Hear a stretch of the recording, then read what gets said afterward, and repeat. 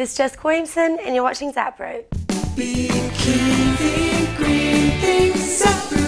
These days, with greenwashing being all the rage, you can call just about anything green. Dubai, now home to over 50% of all the world's large construction cranes, has mandated that all new buildings be green. We can't wait to see how some of these weird things become sustainable, particularly given that Dubai, well, pretty much has no natural resources for thousands of miles. But at least then you'll be able to visit Dubai's most exciting attractions like their indoor ski resort, the tallest man-made structure in the world, and personalized terraformed islands. Guilt-free. Everything old is new again. This came back as this. And this came back as this. And this came back as this.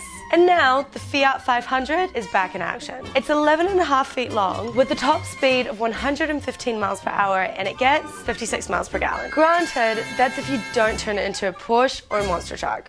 Free stuff, who doesn't like it? Free useful stuff, you'd be silly not to love it. Enter Chico bags. The average American uses between 300 and 700 plastic bags per year, but Chico Bag can make plastic bags a thing of the past. So we're giving away free Chico bags. Just go to Viropop's community page, register as a new member, and just drop us a message saying you'd like a new Chico bag. It's that easy, and Chico Bag will help make plastic bags a thing of your past.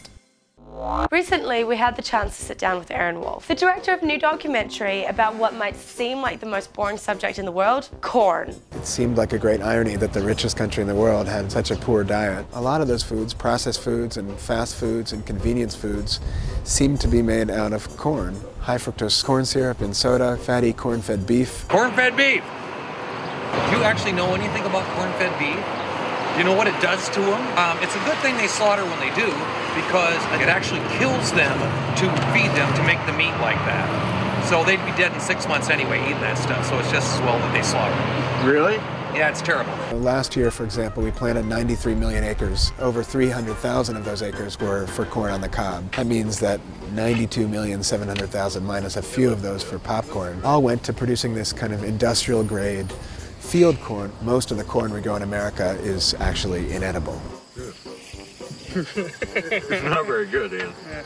Yes, it's incredibly productive. We're getting something like 10,000 pounds of food, 200 bushels of corn off of a single acre. But that comes at a very high cost, reflected in the kinds of chemical inputs that we have to put into that acre, the kinds of artificial fertilizers, the environmental cost. Any advice for driving with this thing? Yeah, don't hit anything. That's a bad thing. You can get an earful and buy the DVD at kinghorn.net. Thanks for watching, and be sure to check us out at ZapRoot.com. Yo, YouTube user, why don't you get your subscribe on? The button's right over here. Or maybe here.